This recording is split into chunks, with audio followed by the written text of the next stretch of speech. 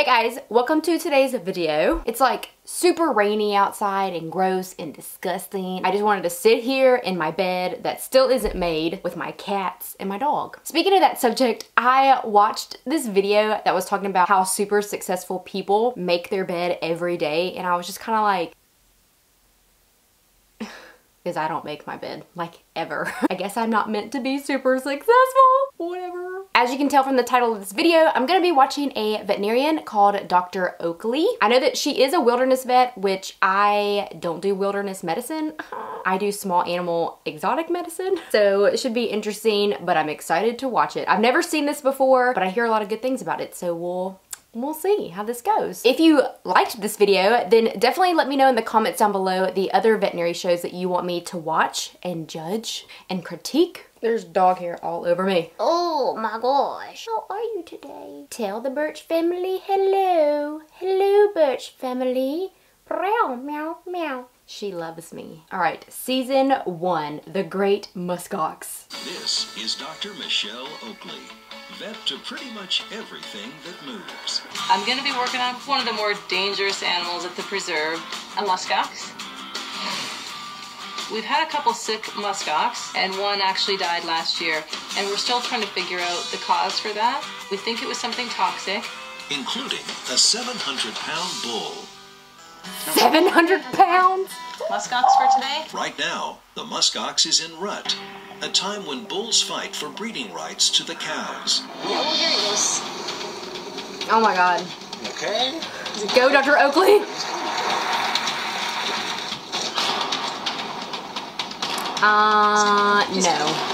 No.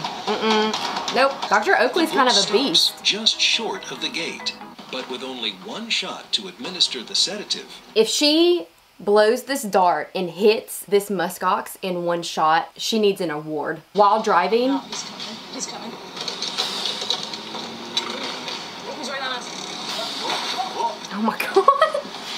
So they place a towel over his head because a lot of times when you have sedated animals, you don't want them to be stimulated. And so if you place a towel over their head, it will usually keep them asleep longer. Okay. So your kidney feel fine? It takes a special type of person to work with large animal because you do a lot of rectal probing, and that's not my forte. Oh, that kidney feels good. Does it?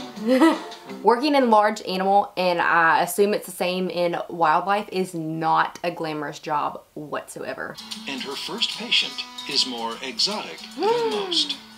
It's a macaw! I am one of Michelle's. Parrots especially use their beaks for... I just want to point out, this is a very good bird. Pretty much every bird that I've ever done a beak trim on has to be mildly sedated because they usually don't lay still like this. Some birds do, but a lot of them try to bite you, try to scratch you, and it's just really stressful for the bird. If you are trained in beak trimmings, this is something that a veterinary nurse actually can do. You definitely have to know what you're doing though, because just like trimming a nail, you can quick their beak and make them bleed because you can permanently damage their beak.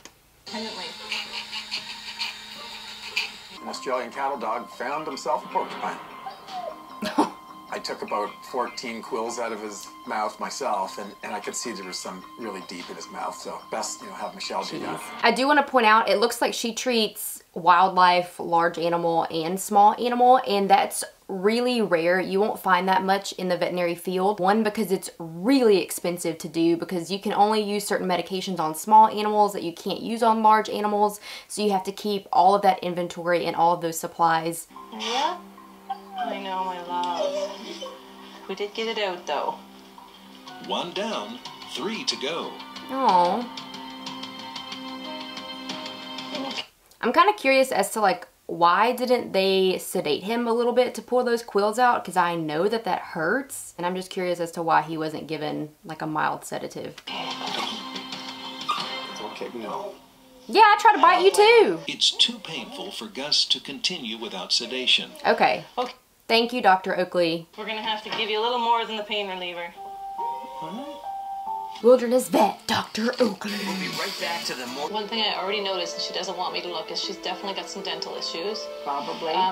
Well, she doesn't like anyone messing with her face. Yeah, it's probably sore. She's got so much Yeah. tartar and buildup. Yes. The teeth look a little bit loose. Because once periodontal disease progresses, it becomes very painful to where pets don't want to eat anymore. They won't let you look in their mouth because it hurts.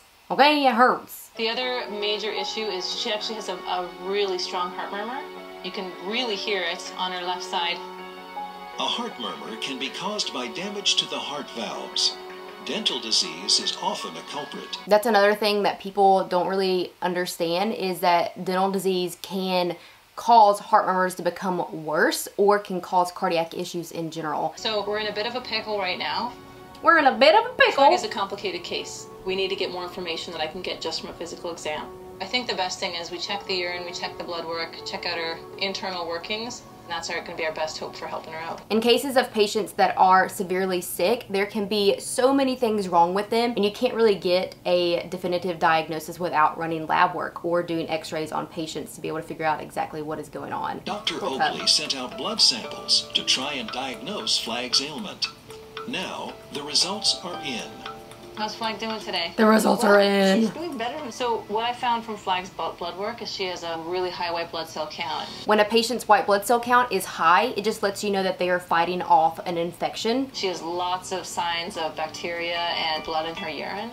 She also has a severe bladder infection. So what we want to do is try and flush some of the bacteria out. So what I think we could do is keep her for the afternoon on IV fluids.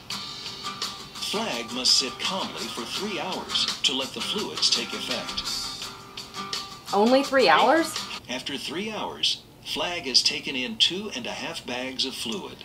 Hi. How big was that fluid bag? Let's see. Let's go back and see. 3 Yeah, hours. that looks like 1,000 milliliters. To let the fluid. Yeah, that's 1,000 milliliters of fluid, and they said that she got 2.5 bags over 3 hours. That's 2,500 milliliters of fluid that little dog got in 3 hours, which I think is a lot, especially considering the fact that he has cardiac issues. That's another thing that kind of sucks. I know that she traveled to Alaska to see these patients, so she might not have had the luxury of being able to keep the patient overnight on IV fluids. All right, guys, thank you so much for hanging out with me and watching The Wilderness Vet. Definitely leave me your suggestions on veterinary TV shows that you want me to watch, and I'll take a look. This was really fun. Before you leave, make sure you are subscribed, and I'll see you in my next video. Bye!